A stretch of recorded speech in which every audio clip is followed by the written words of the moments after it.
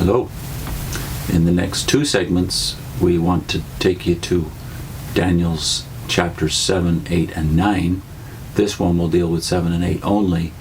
And if you remember those chapters from your Watchtower days, you will know they're about the beasts, the vision of the four beasts that rise out of the Mediterranean, the Great Sea as it's called in Daniel.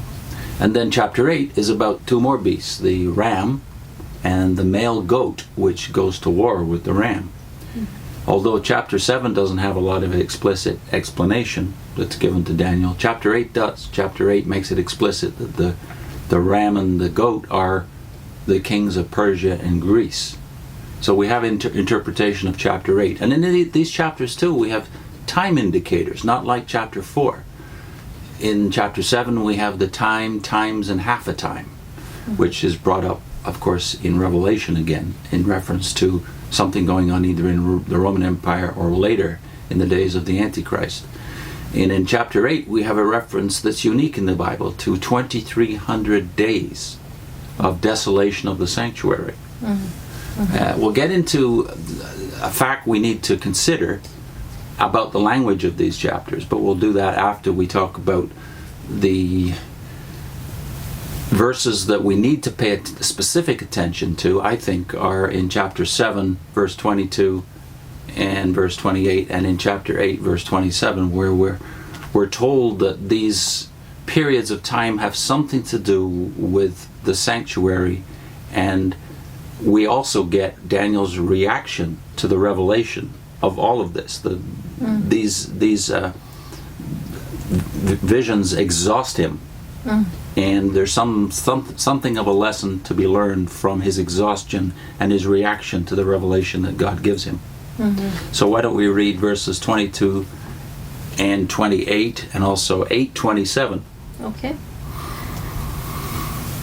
I kept on beholding when that very horn made war upon the holy ones, and it was prevailing against them, until the Ancient of Days came, and judgment itself was given in favor of the holy ones of the Supreme One. And the definite time arrived that the holy ones took possession of the kingdom itself.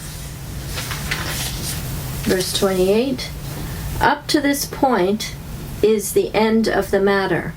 As for me, Daniel, my own thoughts kept frightening me a great deal, so that the very complexion changed in me. But the matter itself I kept in my own heart. And 8:27. And as for me, Daniel, I felt exhausted, and I was made sick for some days. Then I got up and did the work of the king. But I kept showing myself numbed on account of the things seen, and there was nobody understanding it. So Daniel doesn't speculate. He doesn't even puzzle out loud what it might mean. It says he keeps it to himself. So he's struck dumb by what is revealed to him. He doesn't have an official interpretation. It's not been given one, so he doesn't say one. But back in 7:22, we are told that the angel told Daniel about the four beasts and what would succeed the four beasts, that there would be a definite time when the saints, the holy ones, took possession of the kingdom. But as in chapter 4, we're not told when that definite time will be. In that chapter, we're told something about this time, times, and half a time. And in chapter 8, we're told about the 2,300 days. And we should do a bit of a side note here, or a footnote to this interpretation, that the 1914 doctrine itself is the last remnant of the Watchtower's system of dates, which included this one. This originally was taken by Russell as from Seventh Day Adventism, Second Adventism, as it was called in Russell's youth. They had this doctrine that the 2,300 days of chapter 8 was a reference to 2,300 years. And that at the end of the 2,300 days, in this specific prophecy, it is predicted that the sanctuary would be brought into its right condition. And the Second Adventism and Seventh Day Adventism have applied this to something that happened in heaven in 1844, at the end of the 2,300 years. And that it applies to them, their history. Their history, again, the parallel with the Watchtower. So the Watchtowers dumped that part of their Russellite chronology and several other dates, including 1799 for the beginning of the time of the end, but kept 1914. But whenever I remember them talking about these days, and I was always kind of lost at that point and felt foolish because I didn't understand it. And I think I just tuned out during those parts. But now I feel like, in some ways, you should have spoken up at the time, but I don't think I would have had the nerve at the time to speak up. Because you're trained to think, who are you? You don't understand these things. Someone wiser, the gurus that were studying the Bible around the governing body table, they were the ones that understood. And they were giving me this stuff, and I was just foolish because I didn't understand it. So the other two verses teach us, though, that what Daniel didn't do is what too many Christians do, as well as cults. Namely, they take things that are not officially interpreted in Scripture and run with them and make their own speculations, and then take no accountability for their mistakes. The Watchtower's not alone in that. No. The appropriate response, obviously, is Daniel's response, which is, oh, I didn't know what this was about, and he kept silent. There's no interpretation. Be humble, and if keep in mind those words about don't add to the word. Yeah, indeed. Now there is that factor we wanted to talk about, which was the language here that's being used. Now, one thing you don't notice is that there is, in the original languages in Daniel, a transition that happens here between chapter 7 and chapter 8. John Walvoord talks about that. This is the book we're going to read from.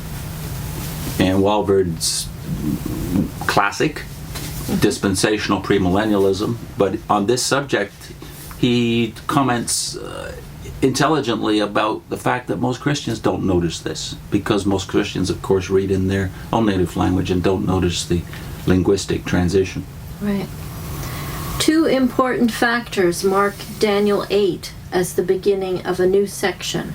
First, beginning with this chapter, the language returns to Hebrew instead of the Aramaic used by Daniel from chapter 2, verse 4 through to 7, verse 28.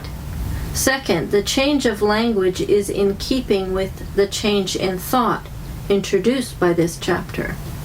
From here to the end of Daniel, the prophecy, even though it concerns the Gentiles, is occupied with the human history as it relates to Israel. So this is something, you wouldn't know.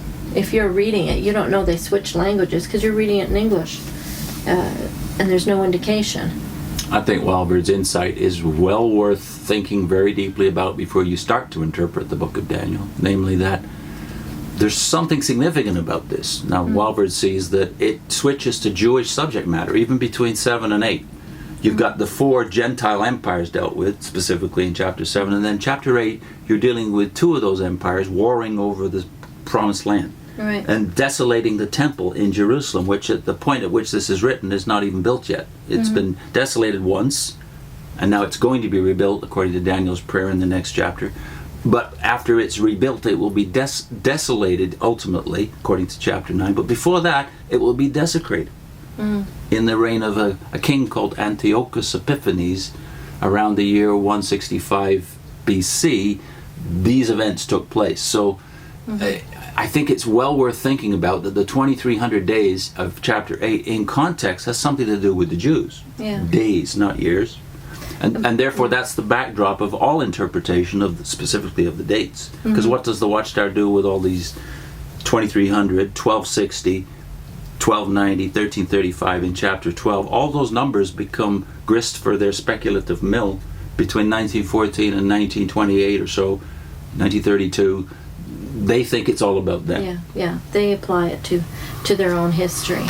But I think this is a good example of where commentaries can really help you, because they're going to have background information that you won't have in just reading the text. Yeah. So, I mean, yes, it's always good to read the text, but you will miss things that someone who's a scholar or who knows the languages is going to be aware of that you won't be aware of. Absolutely.